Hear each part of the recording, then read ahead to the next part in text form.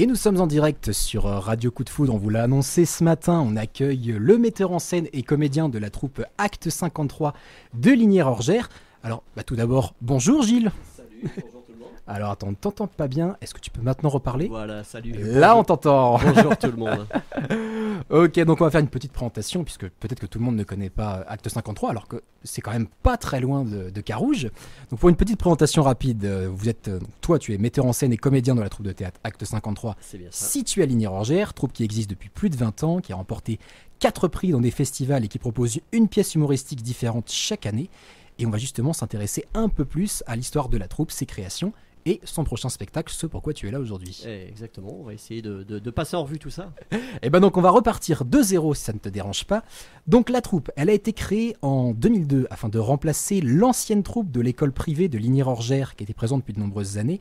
Et ce seraient des musiciens qui seraient à l'origine du projet.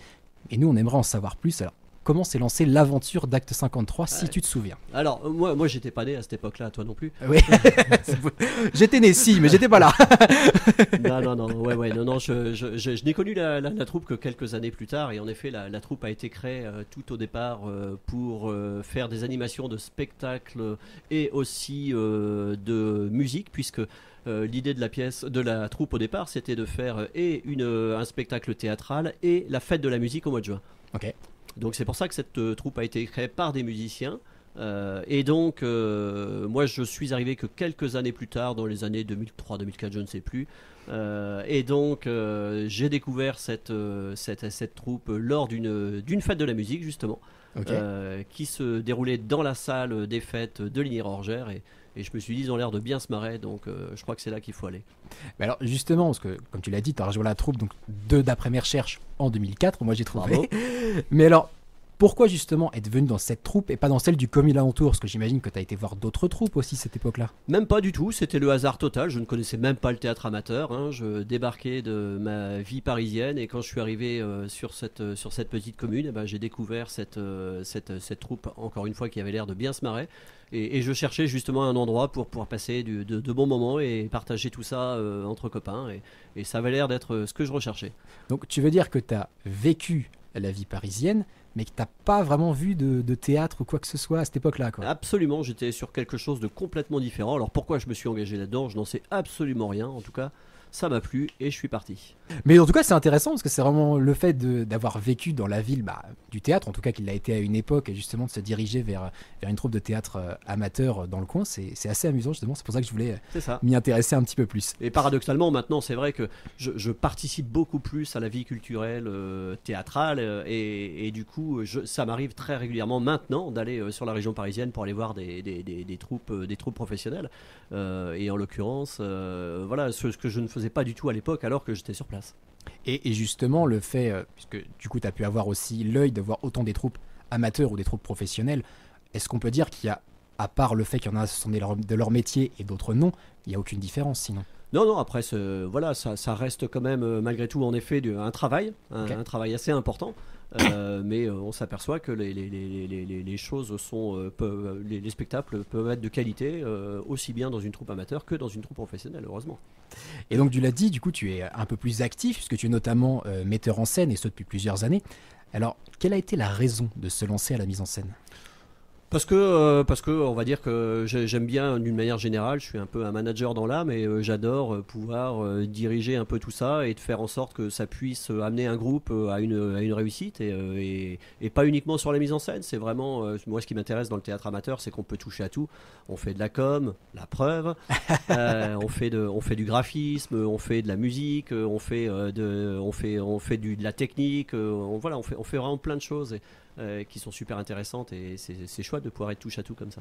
Et t'as pas eu peur justement, comme tu es arrivé un peu plus tard, parce que j'imagine qu'il y en avait qui étaient là depuis le début, t'as pas eu peur justement de t'imposer, de pas avoir le dessus sur ceux qui étaient là dès le début ou... Non, ça s'est fait naturellement parce que ça reste un groupe, hein, donc on décide tout en commun et même encore aujourd'hui c'est encore le cas. Il n'y a pas quelque chose d'arbitraire et d'autoritaire, ça se fait d'une manière naturelle, on essaye d'en discuter, après chacun essaye d'exposer ses idées et puis de convaincre les autres que ça puisse fonctionner. Et ça fonctionne en général? Eh ben, j'espère. Et justement, on pourra voir ça un peu plus tard, parce qu'on va parler justement de la pièce, la raison pour laquelle tu es là aujourd'hui.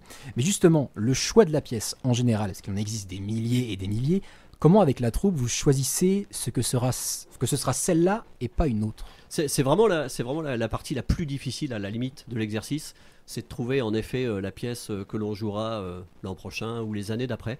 On essaye d'avoir toujours un coup d'avance, on essaye toujours de se projeter sur les années suivantes en se disant tiens celle-là elle est sympa, il faudra qu'on la garde et qu'on la garde en mémoire. On s'intéresse beaucoup à l'activité culturelle, à l'actualité culturelle du théâtre et puis on essaye d'en voir plein, on essaye d'aller voir des troupes professionnelles, on essaye de regarder ce qui se passe à la télé aussi, puisqu'il y a pas mal de pièces qui sont diffusées à la télé aussi. On essaye d'aller voir nos petits camarades, il y a plein de troupes amateurs dans la région et toutes les troupes aux alentours proposent des spectacles qui peuvent être sympas. Donc voilà, à chaque fois c'est d'essayer de repérer des pièces qui nous plaisent, de les garder en mémoire. Et puis après, et bien évidemment, on tient compte aussi de la faisabilité technique. Il faut qu'on soit capable de faire les décors. Des fois, c'est pas évident de faire. Il y a certains décors qui sont super compliqués, avec des décors tournants, des étages, des choses comme ça, qui sont pas évidents.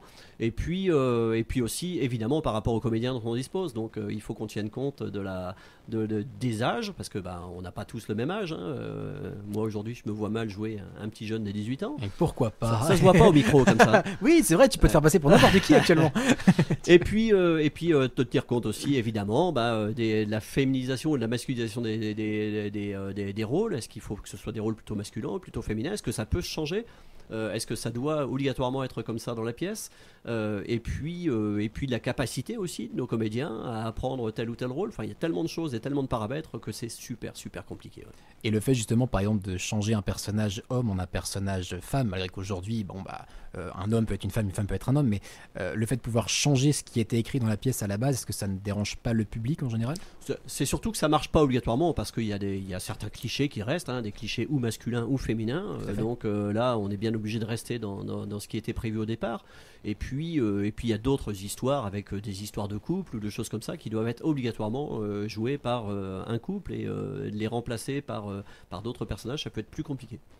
Et justement, on disait que vous aviez des comédiens de tout âge et vous possédez également un atelier théâtre de jeunes comédiens en herbe, mais qui ne jouent pas avec vous sur scène. Mais alors, qu'est-ce que vous leur apprenez à ces jeunes? Les jeunes, c'est toujours très compliqué. En effet, on a un atelier alors qui marche beaucoup moins que. On a des petits camarades à Montaudin qui ont un atelier jeune qui fonctionne du feu de Dieu. Bon, nous, on n'en est pas à ce niveau-là puisqu'on n'arrive pas à trouver des personnes qui soient suffisamment disponibles pour pouvoir animer cet atelier. Donc, on va dire que cet atelier, il fonctionne de manière épisodique. Et qu'est-ce qu'on leur apprend? On leur fait faire des petites scénettes, des petites choses. On essaye de rester dans le même registre que nous. Ce qui nous plaît, c'est la comédie. Donc on leur fait faire des petites scènes de comédie, des choses comme ça. Et puis on leur apprend à poser la voix, on leur apprend à ne pas parler trop vite, ce que je suis en train de faire. Et on leur apprend, on essaye de leur apprendre plein de choses. Et voilà, c'est à ça que sert l'atelier théâtre. Et puis on est content parce que l'année dernière, pour la première fois, on a eu deux comédiens issus justement de l'atelier théâtre jeune qui ont démarré avec nous dans la grande pièce l'an passé. On est super contents. Donc elle s'appelle Katharina et elle s'appelle Talia. Okay. Et les deux ont tout juste 18 ans et ont démarré l'année dernière avec nous dans la troupe adulte, et c'était super chouette. Et ça marche aussi bien que quand c'était à l'atelier ou que ce soit aujourd'hui? Ça marche beaucoup mieux parce que là on passe dans le grand bain dans l'atelier adulte. Là il faut que ça marche.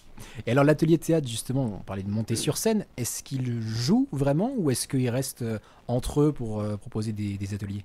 Non, l'atelier théâtre, l'objectif c'est de monter un spectacle pour les jeunes, pour le présenter en avant-première de la troupe adulte. Okay. Donc c'est pour ça. Par contre cette année on n'en a pas parce qu'on n'a pas trouvé de personnes disponibles pour nous assurer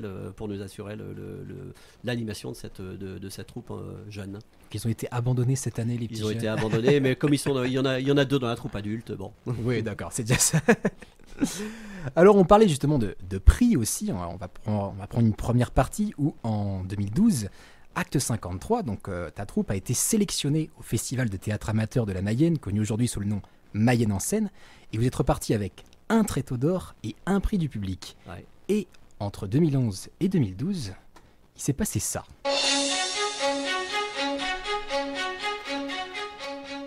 Ouais, c'est super jingle.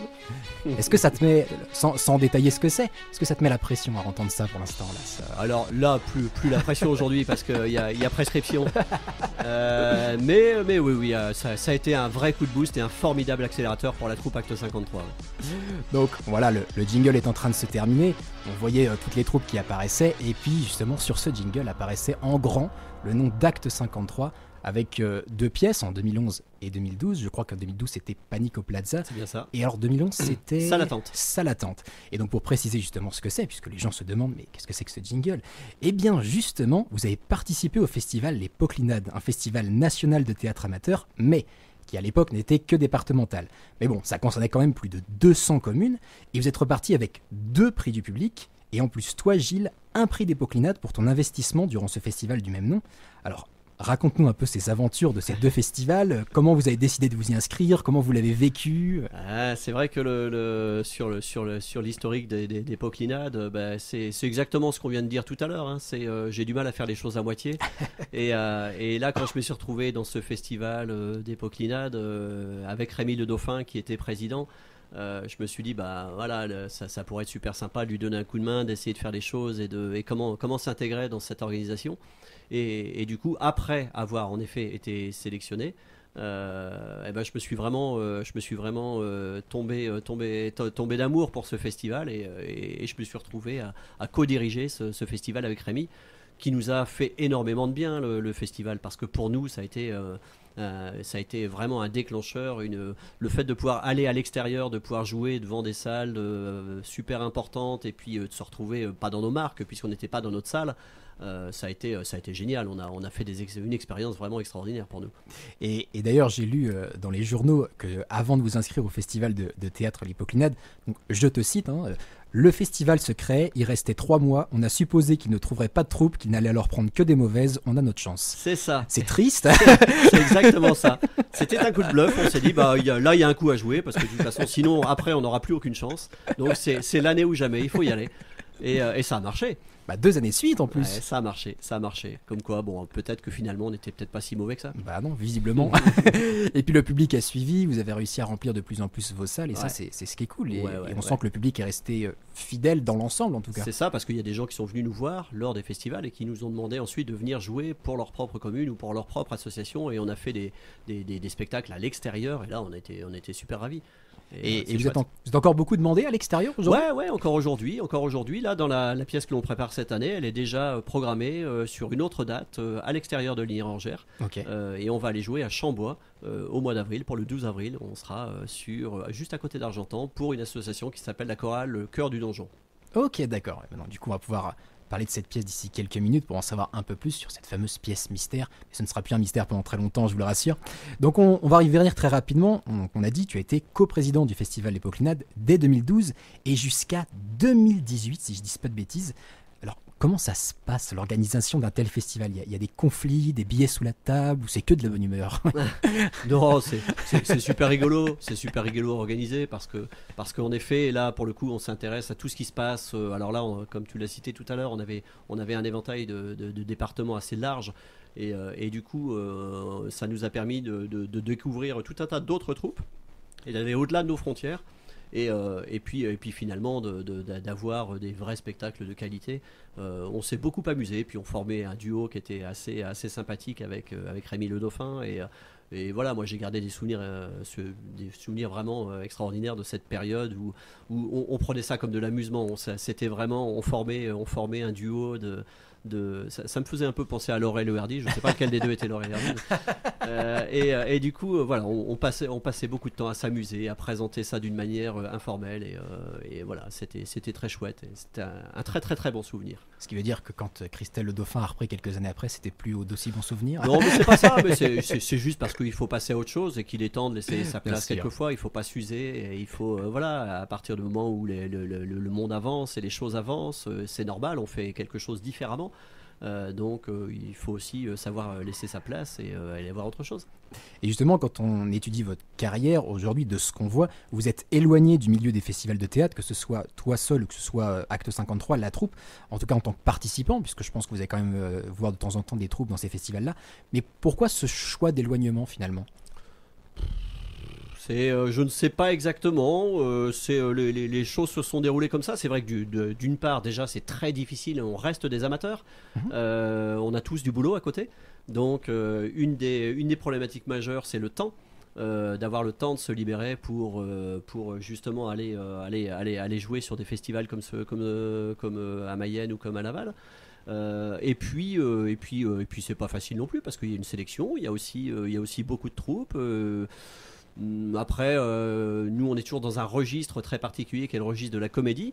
C'est le registre qui est pas le plus facile à vendre, hein, parce que on a toujours tendance dans le théâtre aussi à vouloir programmer quelque chose d'un peu plus élitiste que ça. Donc nous on est resté dans notre registre à nous et on s'y plaît bien, donc voilà, c'est pas grave d'aller obligatoirement chercher quelque chose d'autre. Demain peut-être que si on est sélectionné sur un festival qu'on vient nous chercher, on sera ravis de pouvoir y participer, mais je suis pas sûr qu'on fera la démarche nous d'y aller. Ouais, pas dans un côté inscription, mais dans un Exactement. côté proposition avec grand plaisir. Tout à fait, ouais. Et alors, on va justement avancer un peu dans le temps, parce qu'après, vous avez joué vos pièces comme d'habitude, ça, il n'y a pas eu de grande date jusqu'à une grande date, si on peut dire, mais à l'inverse, comme beaucoup de troupes, c'est entre 2020 et 2021, comme tous les artistes amateurs ou professionnels, vous avez été à l'arrêt, puisque toutes les salles de spectacle étaient fermées. Et vous avez fait quoi avec la troupe durant cette période ? Mars 2020, on était en train de préparer la Générale. Donc la Générale, c'est la première de la pièce, mais sans le public. Et là, on était en train de préparer. Donc on était sur scène et on découvre avec stupeur, au moment, puisqu'il était 20h, 20h30, on découvre avec stupeur que Emmanuel Macron annonçait que tout allait être fermé dès la semaine prochaine. Donc, le jour de la Générale. Le jour de la Générale.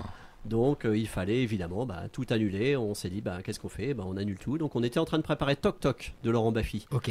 Et on s'est retrouvé à ne pas pouvoir la présenter en 2020. Puisque tout était fermé, on s'en rappelle tous. Et puis 2021, malheureusement, ça continuait. On a essayé de la représenter de nouveau en 2021 et c'était de nouveau fermé. Ça a duré longtemps cette histoire de Covid. Hein. Ça. Il nous embêtait celui-là.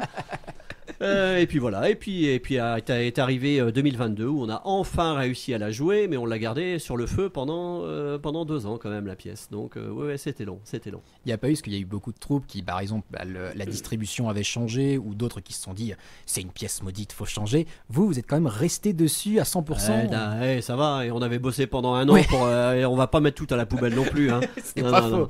Non, on l'a gardé.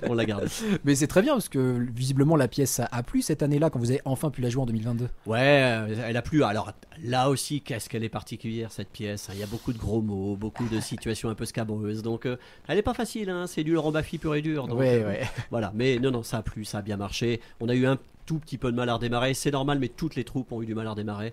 Mais on était super contents de pouvoir enfin la présenter et enfin la jouer. Bon, en tout cas, ça fait plaisir que vous soyez maintenant à nouveau sur scène complètement et que vous ne stoppez plus. Ça. Et justement, en parlant de cette fameuse scène, vous jouez cette année du 22 mars au 5 avril à la salle de convivialité de Ligny-Orgères la pièce Thé à la menthe ou Thé citron de Patrick Hautecoeur et Daniel Navarro-Hautecoeur, pièce qui a reçu le Molière du meilleur spectacle comique en 2011. Comment vous le vivez de jouer un spectacle qui a été récompensé dans le milieu théâtral ? Ça vous met une pression ? Oui, non. Enfin, ça nous met pas de pression, mais si elle a été récompensée, c'est vraiment que c'est une superbe pièce. C'est sûr. Elle est géniale cette pièce. Et ça faisait des années que on en rêvait tous. Toutes les troupes amateurs rêvent de jouer cette pièce. Nous, évidemment, on n'échappait pas à la règle. Ça faisait des années qu'on l'avait repérée et ça faisait des années qu'on dirait un jour peut-être on pourra la jouer. Et le jour est arrivé. Le jour est arrivé parce que évidemment, toute pièce à jouer, en tout cas, est soumise à des droits d'auteur et à des autorisations. C'est un peu comme la SACEM. Hein. Pour la radio, oui, j'imagine que vous avez la SACEM. Et pour le théâtre, on a la SACD, c'est la Société des auteurs. Et donc, il faut avoir le droit de pouvoir jouer. Donc, il faut l'autorisation des auteurs. Et les droits n'étaient pas ouverts depuis 2011. Et pour la première fois, on a découvert que les droits avaient été ouverts l'année dernière. Alors, sous réserve, les auteurs ont défini cette condition, c'est de dire les droits d'auteur seront versés à une association caritative. Ok.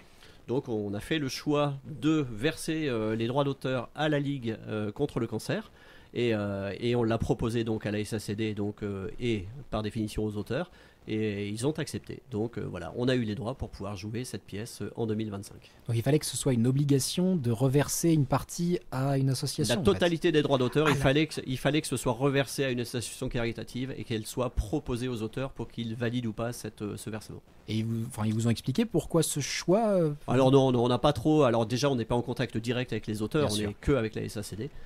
Mais ils nous ont pas expliqué. Nous, tout ce qu'on voit, c'est qu'on a le droit de la jouer et qu'en plus, on fera une bonne action puisqu'on reversera les droits à la Ligue. Donc c'est très sympa. Oui, ça reste quand même que du positif quoi qu'il arrive. Exactement, de toute façon. quoi qu'il arrive. Donc justement, cette pièce thé à la menthe ou thé citron, parce que moi ça va, je connais un peu, mais pour les auditeurs, ça raconte quoi? La thé à la menthe ou thé citron, c'est du théâtre dans le théâtre. Ok. Alors, oui, vous en rêvez, vous en rêviez. Vous vous êtes toujours demandé, mais qu'est-ce qui se passe dans les troupes? Qu'est-ce qu'ils font? Vous avez jamais vu les coulisses? Bah là, vous allez voir. Vous allez voir ce qui se passe dans les coulisses, vous allez voir les répétitions. Vous allez voir les répétitions que c'est pas marrant, hein, entre celui qui sait pas son texte, l'autre qui rentre quand il faut pas, et toutes ces problématiques qu'on peut avoir lorsqu'on fait les répétitions. Et, on va voir qu'est-ce qui se passe dans une répétition. Et puis, juste après, vous aurez la chance d'assister à la première, puisque vous avez vu la répétition, vous allez voir le spectacle en réel et en live. Et là, vous verrez qu'est-ce qui se passe quand on joue. Et c'est du spectacle vivant. Et le spectacle vivant, il se passe des choses qu'on ne peut pas maîtriser, qu'on est obligé de découvrir, et il faut faire avec et gérer avec. Donc, c'est tout ça qui va se passer pendant la pièce. Et c'est vrai que pour faire tous les deux parties du milieu du théâtre, c'est vrai qu'on peut dire que dans cette pièce-là, c'est assez représentatif en fait de ce qui peut nous arriver nous pendant que ce soit les préparations de la pièce ou pendant la représentation. Exactement, les traits sont forcés, mais à un moment ou un autre, on a connu ce genre de situation, et à un moment ou un autre, on s'est dit ah oui, c'est vrai que ça nous est arrivé déjà. Donc c'est la cata, et quoi qu'il arrive, il faut continuer. Show must go on. Et justement, est-ce que c'est pas de proposer une pièce comme ça, est-ce que c'est pas la peur de faire énormément plaisir à des personnes qui sont du milieu du théâtre, qui vont totalement s'y retrouver, et peut-être pas éventuellement de se dire est-ce que le public va se retrouver dans un milieu où ils sont censés ne rien connaître, on va dire. C'est ça, c'est le risque, hein. On a toujours cette crainte. Alors évidemment, face à des théâtreux, on se dit que eux, ça va leur parler, ils auront la référence. Après, pour un public qui n'est pas obligatoirement baigné dans cette activité, peut-être que ça peut un peu les perturber, mais les ficelles de la comédie sont tellement grosses que je suis sûr que ça va leur plaire, et que même les enfants, ils vont avoir d'un comique de situation et ça va leur plaire aussi. Il y a très forte chance. En tout cas, vous avez travaillé de ça depuis plusieurs mois, depuis le mois de septembre. On commence à adapter les textes en mars, avril, mai, et après on commence à répéter en septembre. Alors, j'ai peur de dire des bêtises, mais j'ai cru comprendre que vous travaillez cette année à 4 metteurs en scène, c'est bien ça? Ouais. On a dans la troupe aussi ce choix de faire une réadaptation, parce qu'on aime bien aussi apporter notre petite touche personnelle. Donc on reprend toujours les textes, et sur lesquels on essaye d'adapter 2-3 choses, et des petits points de détail. Mais en tout cas là voilà, on a fait ce travail de réécriture. Entre la toute pièce d'origine, on a retrouvé le tapuscrit. Tapuscrit, c'est l'auteur qui a écrit lui-même la pièce à la main. Okay. On a retrouvé le tapuscrit, donc qui date d'avant 2011.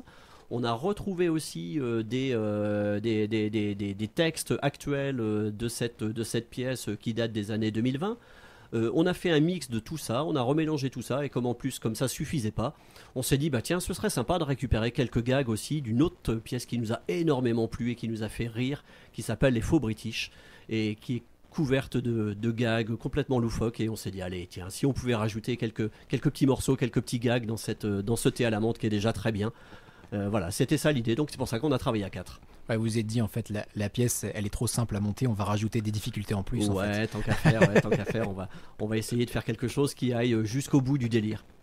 Et justement, le fait de travailler à 4, est-ce que c'est pas difficile en fait par moment d'avoir, on va dire, autant de personnes à gérer toute une équipe? Alors c'est super dur, mais c'est tout simplement parce que c'est un nombre pair. Ok.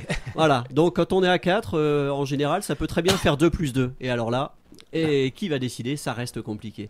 C'est vrai que c'est plus facile d'avoir un nombre impair, parce qu'après on fait ça à la majorité. Non, mais on y arrive. Et puis après, c'est un groupe. Voilà, on est là aussi pour faire des concessions, pour essayer de convaincre aussi les autres. Donc voilà, c'est tout un travail de travail en commun. Et puis, donc vous n'êtes pas seul, il n'y a pas que les metteurs en scène ou les comédiens, parce qu'on a tendance à oublier techniciens, techniciennes, maquilleuses, maquilleurs, décorateurs, décoratrices, sont essentiels. etc. comment vous préparez un spectacle comme celui-ci avec les différentes équipes des différents postes au sein d'Acte 53? Eh ben, déjà, il y a évidemment des groupes WhatsApp, des groupes mail, etc., sur lesquels il y a toute une communication qui est diffusée. Et puis, on essaye de se voir le plus souvent possible pour pouvoir à chacun répartir les tâches. Et puis, quand on a besoin de quelque chose, eh ben, on annonce, allez, on a besoin de ça ou on a besoin de ça. Et le premier qui lève la main dit, moi, je peux vous dépanner là-dessus. Voilà, il y a plein de choses à faire. Et ça se passe en général très bien, il n'y a pas de difficulté à se retrouver au bout d'un moment. Toujours la seule problématique, c'est la problématique de disponibilité. Ça reste très compliqué parce que on a tous un travail, donc voilà, c'est la seule difficulté. Mais le reste, quand on est ensemble, tout roule. Donc on approche de la fin de notre interview, mais voilà, j'aimerais en savoir un petit peu plus sur toi, Gilles. J'aimerais te demander, sur toutes ces années de théâtre, quel est ton plus beau souvenir? Alors ça peut être la pièce que tu as préféré monter, le rôle que tu as préféré jouer, en tout cas ton souvenir théâtral le plus marquant, ce serait lequel? J'en ai tellement que ce serait super compliqué. J'ai plein de pièces préférées, j'ai plein de rôles préférés, j'ai plein de situations préférées. Moi, c'est vrai que les années festival ont quand même été des années extraordinaires de pouvoir se déplacer, de pouvoir aller voir d'autres choses et de se remettre en question. Non, c'était vraiment des très très très belles années, mais j'ai tellement de bons souvenirs que chaque année je m'en forme un nouveau. Donc c'est-à-dire qu'en fait on pourrait limite faire un mémoire des souvenirs de Gilles Verrière en livre avec tous les plus beaux moments. Il n'y a pas que Gilles Verrière, il y a tellement de monde dans la troupe que voilà, c'est les mémoires d'Acte 53. Il y a beaucoup de choses à Acte 53. Chacun aurait quelque chose à dire et ce serait tout aussi intéressant. Ce serait super. J'espère qu'elle vivra encore longtemps et qu'on pourra faire plein de choses encore parce qu'on est déjà sur d'autres projets puisqu'on est déjà en train de réfléchir au projet de l'an prochain. Donc il faut surtout pas s'arrêter et toujours aller de l'avant. Vous l'avez le projet de l'an prochain pour l'instant? On l'a déjà, le projet de l'an prochain, on est déjà en train de préparer, on est déjà en train de commencer à travailler sur le texte en parallèle de la préparation de cette année. Donc il faut surtout pas s'arrêter et il faut surtout toujours viser loin devant. Et c'est pas dangereux justement de terminer de préparer la pièce qui va arriver d'ici quelques semaines et de commencer à préparer la prochaine? Non, parce qu'on travaille à 95% cette année et à 5% l'autre, donc c'est rien du tout. Ce qu'on est en train de faire aujourd'hui pour l'an prochain, c'est rien du tout par rapport à ce qu'on est en train de préparer pour cette année. Ok, donc on va arriver justement à la fin de cette interview, mais comme j'aime bien faire pour les auditeurs qui aiment bien, j'aime toujours terminer un peu en rime, donc j'ai essayé de créer un petit texte. Alors on verra bien ce que ça donne, mais en général les gens sont assez... C'est déposé à la SACD ça, ce texte? Ah bah ça peut, hein, tu me diras si ça rend quelque chose, et puis si ça rend quelque chose, bah écoute, je contacterai la SACD juste après. Alors, voilà ce que ça donne. Alors que l'on a très bien fêté un réveillon à la montagne, on attend simplement qu'à nouveau il nous accompagne. Cette sale attente qu'on a vécue durant la période Covid nous a privés de votre bonne humeur et créé un grand vide. Certaines rumeurs nous apprennent que vous êtes des artistes complètement toqués, et on le remarque en espérant que vous ne deviendrez jamais des espèces menacées. Je comprends que les hommes préfèrent mentir pour ne pas venir vous voir, parce qu'ils se retrouvent face à face à leurs problèmes et leurs idées noires. Tout le monde peut se tromper et réussir à remonter petit à petit la pente. Alors amenez les belles sœurs et venez profiter de ce moment de détente. Vous ne vivrez peut-être jamais l'amour sur un plateau de télévision, mais aurez la réponse à la question de thé à la menthe ou thé citron. J'ai le sourire en pensant à eux si vous souhaitez savoir pourquoi. C'est parce que vous êtes sûr de passer un bon moment avec Acte 53. Super, bravo. Je crois que toutes les années sont réunies. Presque. Presque. J'ai pas réussi à mettre toutes les pièces. Si le piège c'était de dire quelles sont les pièces qui ne sont pas, ça va pas être facile. Non, super, bravo, on pourrait faire un jeu là-dessus. Mais alors là, faut le préparer. Hein. C'est clair. Non, c'est super, bravo. Bon, merci beaucoup. En tout cas, voilà, on le rappelle, les 22, 23, 28, 29, 30 mars et 4 et 5 avril à la salle de convivialité de Ligny-Orgères, où j'aurai thé à la menthe ou thé citron de Patrick Hautecoeur et Daniel Navarro-Hautecoeur. On peut réserver d'ailleurs, je ne sais pas si tu as les numéros, sinon moi je les ai. C'est essentiel de réserver, on est déjà à plus de 60% de résa là. On va être obligé de refuser du monde et c'est dommage. Et allez-y, venez parce qu'après moi je suis désolé quand je suis obligé de refuser du monde. Je comprends, donc on le rappelle, voilà, si pour ceux qui, on va dire, attends, 60% ça fait 30%, voilà c'est ça, j'avais besoin de faire un calcul, mais du coup pour les réservations, vous pouvez le faire dès maintenant et visiblement il faut le faire très vite au 02 43 03 41 99 ou au 02 43 08 23 26 ou pour ceux qui préfèrent, par internet sur le site d'Eloasso sur la page Acte 53, c'est bien ça? Oui, c'est comme ça que ça fonctionne. Ouais. Appelez plutôt le premier numéro, le deuxième numéro c'est le mien. Donc, Ouais, donc ça te dérange un peu plus. Non, vous laissez un message sur le répondeur, il n'y a pas de problème. Ok. De toute façon, tu ne pourras pas répondre là, hein, visiblement. Exactement. Et donc pour terminer, on essayait toujours de mettre un petit titre qui plaît à notre invité. Et alors là, le titre qui plaît, je le trouve assez amusant puisque c'est un titre on peut dire qu'il n'existe pas ou C'est qu'il ça. n'existe pas vraiment. Il va exister bientôt. Il va exister bientôt. En avant-première, c'est un peu du teasing. Hein. Exactement. Est-ce que tu peux nous présenter rapidement ce titre? Alors le titre, c'est le générique de fin, c'est-à-dire que pour ceux que malheureusement j'aurais été obligé de refuser parce que la salle était complète, vous aurez au moins le générique de fin, c'est-à-dire le titre qui sera diffusé en toute fin de représentation et qui raconte l'histoire de cette pièce et qui a été créé avec l'aide de l'intelligence artificielle. Merci Coco, intelligence artificielle. Voilà, donc on le sait, hein, dans le milieu artistique, c'est vrai que l'intelligence artificielle se fait un peu quelques problèmes, mais néanmoins il peut servir de temps en temps et faire des choses intéressantes, tant qu'il ne vole pas le travail bien évidemment de ceux, comme on parle souvent des comédiens de doublage en matinale, mais bon là c'était vraiment juste pour le délire. C'est ça, le clin d'œil. Et moi je vais le découvrir avec vous, pour le coup je ne l'ai pas entendu. J'espère qu'on n'a pas mis de bêtises dessus alors. Ça se trouve, ça n'a rien à voir et on va se rendre compte au fur et à mesure. En tout cas, avant de terminer, j'aimerais te dire encore merci Gilles d'avoir fait le déplacement. Et puis comme on dit dans le milieu, je vous dis merde pour vos prochaines représentations. Merci. Et merci. puis, tu sais ce que ça veut dire, merde. Ah bah oui, c'est par rapport aux chevaux. Si je me Exactement, trompe pas. bravo. Hein, c'est l'histoire du théâtre. En effet, plus il y avait de chevaux devant la salle, et plus il y avait de merde, et donc c'est pour ça qu'on disait merde. Voilà, et bien on espère plein de chevaux devant la salle de convivialité Lignières-Orgères. Merci. Voilà, et puis on s'écoute le générique de fin que vous Merci. découvrirez avec Ciao, Acte ciao, 53. ciao à tous.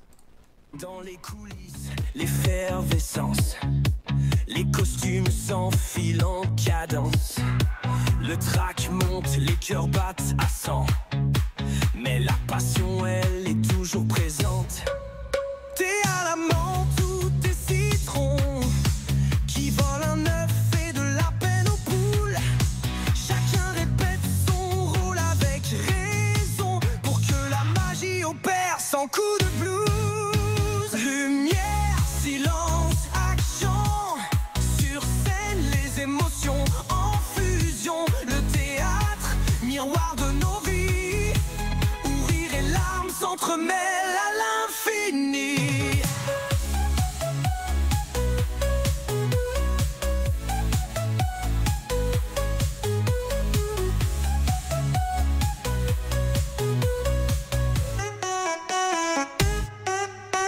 Sur les planches, les personnages s'animent. Le public retient son souffle fasciné. Les répliques fusent, les intrigues s'en mêlent. Le temps s'arrête, tout semble irréel. Ciel. Mon mari, pardon Clara, c'est à moi là. Ça c'était pour moi, c'est un petit détail, nous verrons ça plus tard. Oh bah oui Clara, 44, non je déconne. Enfin moi je dis ça. Excuse, je me suis gouré. La musique se fait plus douce, plus mélancolique. Mais derrière le rideau, les doutes persistent. Les questions affluent, les craintes résistent. Le théâtre, reflet de l'âme humaine, où chacun cherche sa vérité, sa scène. Rumeur, silence, action. Sur scène, les émotions en fusion. Le théâtre, miroir de nos vies, où rire et larmes s'entremêlent à l'infini. Le rideau tombe, les applaudissements éclatent. Le spectacle est fini.